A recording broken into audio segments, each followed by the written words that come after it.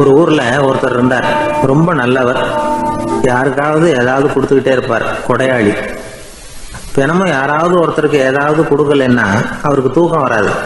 அப்படி ஒரு பழக்கம். அது மட்டும் இல்லை, அவர் கொடுக்கறது அடுத்தவங்களுக்கு தெரியாது. அவ்வளவு ரகசியமா அதை கொடுப்பார். வலது கை கொடுக்கறது இடது கைக்கு தெரியக்கூடாதுன்னு சொல்லுவாங்கல்ல, அது மாதிரி அவர்.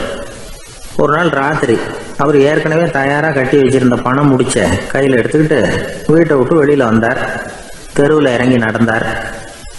இன்னைக்கு யாருக்கு தர்மம் செய்யறது அப்படின்னு யோசனை பண்ணிட்டு இருட்டில் நடந்து வந்துகிட்டு இருக்கிறார். யாரோ ஒருத்தர் எதிரில் வர்றது மாதிரி தெரிஞ்சுது. உடனே அவர் கிட்ட போனார். தன்கிட்ட இருந்த பணம் முடிச்சு அவசரமாக அவர் கையில் திணிச்சுட்டு திரும்பி வந்துட்டார். அப்பாடா, ஒரு வழியா யாருக்கும் தெரியாமல் இன்னைக்கு தர்மம் பண்ணியாச்சு அப்படிங்கிற மகிழ்ச்சி, மன நிறைவு அவர் முகத்தில்.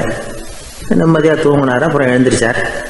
மறுநாள் காலையில் ஊரு பூரா ஒரே பேச்சு.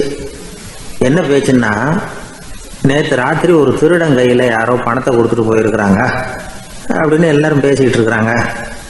இதை கேள்விப்பட்டதும் அந்த பெரியவருக்கு ரொம்ப வருத்தமாக போச்சு.